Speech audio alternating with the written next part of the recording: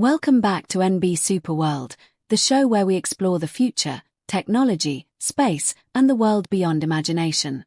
Today we're diving into a big idea. 2026 isn't just another year for aerospace. It's a turning point. The way we launch, the way we fly, and even the way nations compete above our heads is changing, fast. And it's not just one headline, right?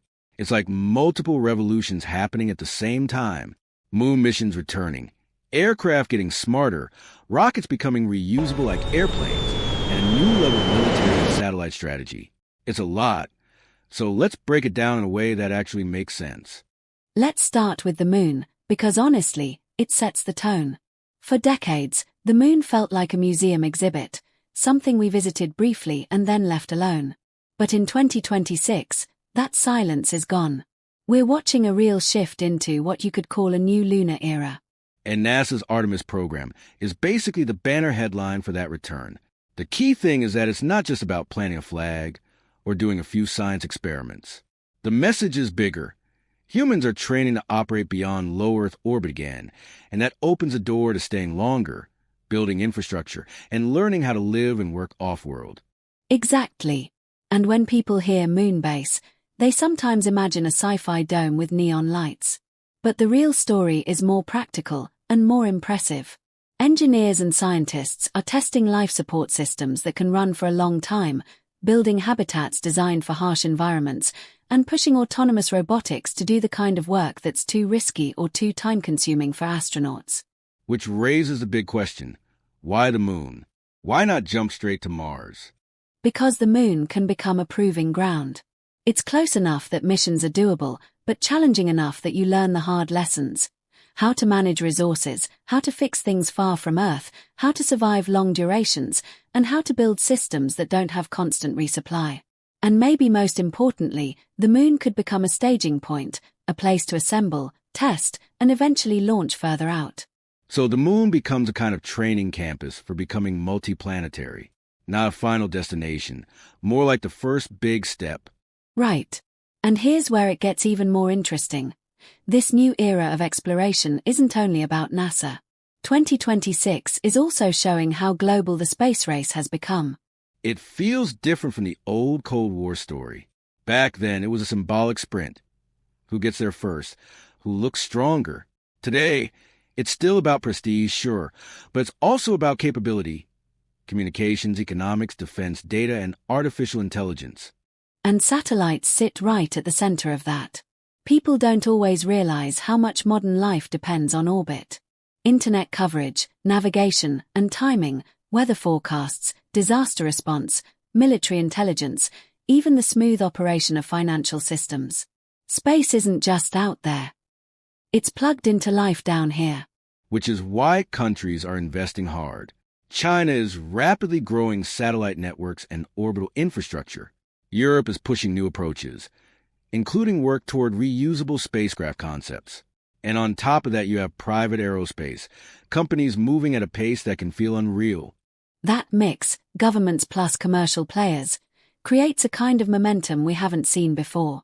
And it feeds directly into one of the biggest changes of 2026. Rockets and spacecraft that are built to fly again.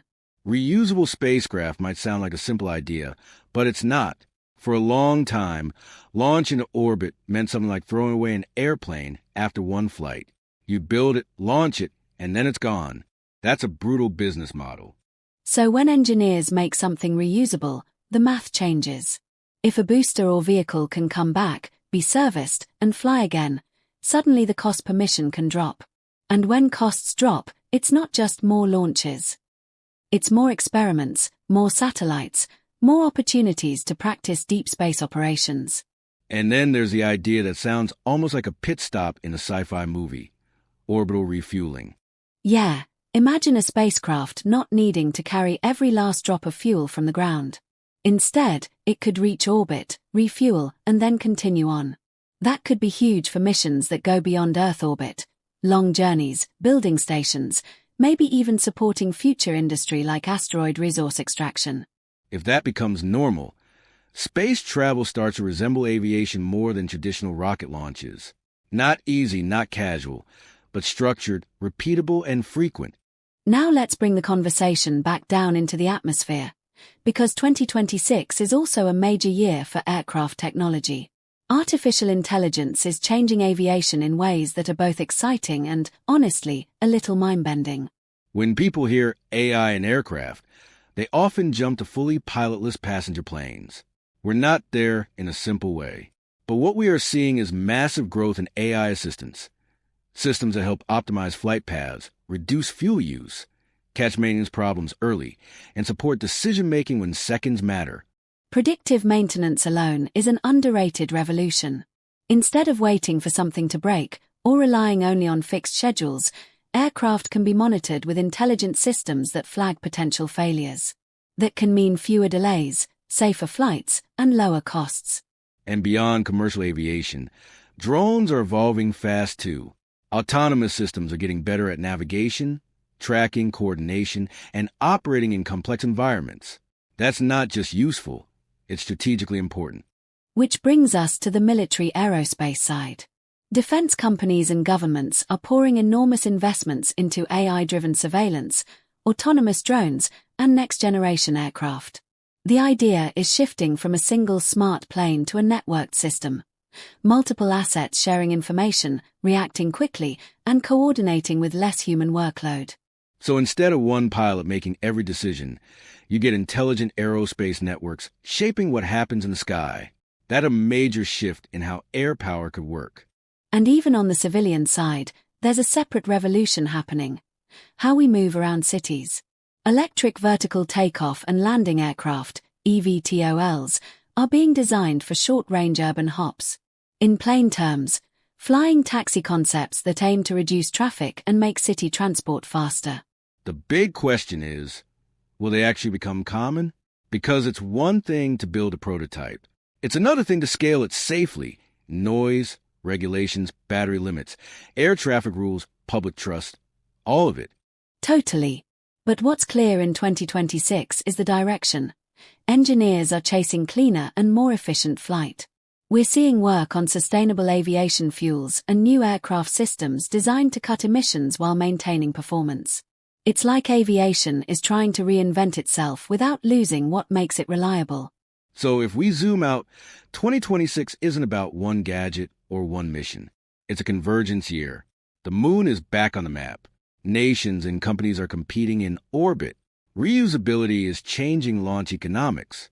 AI is creeping into every layer of aerospace, from maintenance to piloting to defense. And the way we fly inside Earth's atmosphere might look totally different in the next decade. And that's why some people may look back and say, this was the beginning of a new aerospace civilization. We're not only thinking about Earth as home anymore. We're building the tools, step by step, to operate beyond it. What used to sound like science fiction is becoming something else. Engineering plans, test flights, prototypes, and missions with timelines. And whether you find that thrilling or a little unsettling, it's happening. So here's the thought to leave you with. If a kid is born this year, what will be normal by the time they're an adult? If reusability matures, if the moon becomes a working destination, if AI becomes a standard co-piloting layer, space might feel less like a distant dream and more like part of everyday infrastructure. And we're just at the start. There's more coming, more missions, more breakthroughs, and probably a few surprises. Thanks for listening to NB Super World. If you enjoyed this episode, make sure to follow and turn on notifications so you don't miss our next journey beyond Earth. See you next time.